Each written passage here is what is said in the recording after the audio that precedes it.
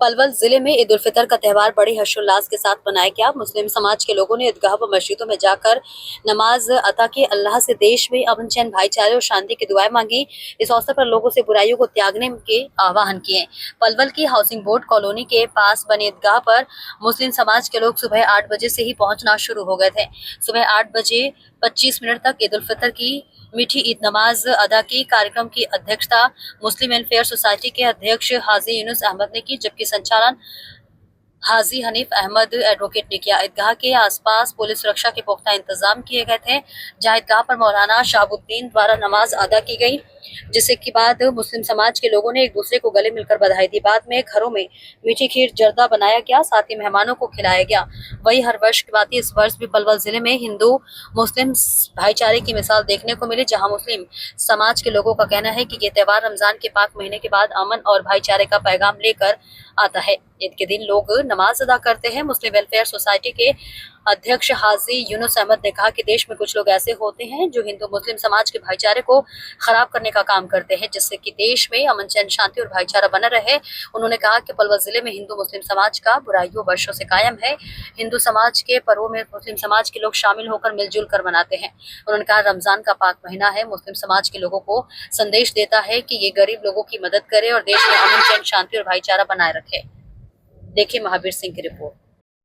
अल्लाह ताला से यही दुआ की गई है कि भाई एक तो अमन चैन रहे, पूरे दुनिया में अंदर अमन चैन है। दुनिया के हालात बहुत ख़राब है और यही है कि भाई सबसे प्यार से रहा जाए, यही एक पैगाम दिया जाता है।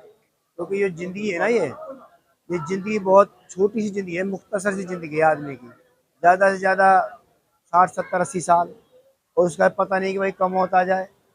तो इस ज़िंदगी में ये दी जो सबसे बेहतरीन जो इंसान को बनाया है, इसीलिए है कि इसी ज़िंदगी में रह के ही दो जगह जाना है, या तो स्वर्ग या नर्क, या तो जन्नत या दोजख।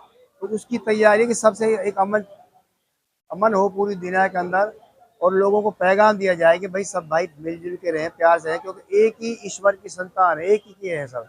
ईश्वर कह लो, गॉड कह लो, अल्लाह कह लो, तो सब ने अपने अपने हिसाब से कहना उसी को एक ही बात है। तो लोगों में जो एक भ्रम है, उसके लिए भी दुआ मांगे कि भाई दुनिया में अमन चैन रहे। यही संदेश है, यही हमारे मजहब का एक, इस्लाम का एक तोहफा है बहुत। ने अल्लाह तबारक व तआला से दुआ यही मांगी है कि भाई पूरा रमज़ानुल मुबारक का खैर व बरकतों का महीना जो गुजरा है हमारे ऊपर से, उसके सदक़े में अपने परवरदिगार से यही दुआ मांगी है कि भाई पूरी दुनिया के अंदर अमन हो, चैन हो, सुकून हो, और अपने देश के अंदर भी अल्लाह ताला इसे भाई दिन दोगुनी रात चौगुनी तरक्की नसीब फरमाएँ। और देशवासियों से यही गुजारिश है भाई वो एक दूसरे के साथ बहुत ही प्यार और मोहब्बत के साथ में आपस में ज़िंदगी गुजारें, एक दूसरे के दुख दर्द के अंदर वो हमेशा शरीक रहें, तब जाकर के हमारा देश इंशाअल्लाह बहुत तरक्की की तरफ जाएगा। महत्व ये है कि जो हमने रमज़ानुल मुबारक का जो महीना गुजारा है, इसमें ये समझो कि ये इनाम का दिन है।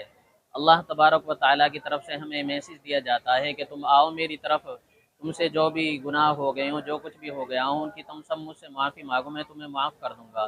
सब मिलजुल करके आओ, एक दूसरे के गिले शिकवे दूर करके आओ, एक दूसरे के साथ गले मिल करके यहाँ से लौटो, मैं भी तुम्हें माफ़ कर दूंगा। ये आज ईद उल फितर का त्यौहार है और साथ में नवरात्रे भी चल रहे हैं और हिंदू नववर्ष का भी है। तो हमने सबको पहले तो शुभकामनाएं देता हूँ पूरे देशवासियों को ईद उल फितर, नववर्ष, हिंदू और नवरात्रे की। और उसके बाद हमने जो एक महीने का ये पवित्र महीना था, रमज़ान पाक का महीना था, इसमें कुरान शरीफ भी नाजिल हुई थी। उस रमज़ान जो रखे थे हमने, रोज़े रखे थे, उसमें ये इनाम की रात थी। और इनाम की रात में हमने ऊपर वाले से, कुदरत से अपनी मजदूरी मांगी है, इनाम मांगा है। और उसके बाद खुशी का ये त्यौहार था जिसको ईद उल फितर का त्यौहार कहते हैं। ईद उल फितर की हमने नमाज अदा की और साथ में देश के अंदर अमन चैन, भाईचारे, सुकून के लिए दुआएं मांगी कि देश तरक्की करे, अमन चैन, भाईचारा कायम रहे और एक दूसरे के साथ हम मिलजुल के जैसे सदियों से हम मनाते रहें, दिवाली हो, होली हो, ईद हो, बकरीद हो, सारे त्योहारों को मिलजुल के मनाते, ऐसे ही हम मिलजुल के मनाएं। और जो कुछ लोग हर समाज में होते हैं शरारती तत्व, उनसे भी मैं तो ये अपील करूँगा कि उस नफ़रत को दूर करें और आपसी भाईचारे को कायम करें और एक दूसरे के साथ गले मिल के आपसी भाईचारे को कायम करते हुए नेक काम करें, दीन के काम पे चलें, नमाज पढ़ें, रोजे रखें, शराब से या गलत काम से, बुराइयों से, उनसे दूर रहें। अपने समाज से खास तौर पर मैं ये अपील करता हूँ। बिल्कुल, देश के लिए भी अमन चैन भाईचारे के लिए दुआएं मांगी गई है और पूरी दुनिया के लिए ही। जो आज दुनिया के अंदर ये हालात हैं, जहाँ पे जिस तरह की लड़ाइयाँ चल रही हैं, जिस तरह हालात बने हुए हैं, मासूम बच्चों को मारा जा रहा है, जो बेचारे निर्दोष लोग हैं उनको मारा जा रहा है। तो उनके लिए हमने तो ऊपर वाले से यही दुआएं की है कि अल्लाह पाक पूरी दुनिया के अंदर अमन चैन कायम करे और हमारे देश के अंदर भी अमन चैन भाईचारा कायम रहे और आपस में हम मिलजुल के एक दूसरे के त्योहारों में, एक दूसरे के दुख सुख में जैसे सदियों से रहे, ऐसे ही मिलजुल के हम एक दूसरे के साथ रहें।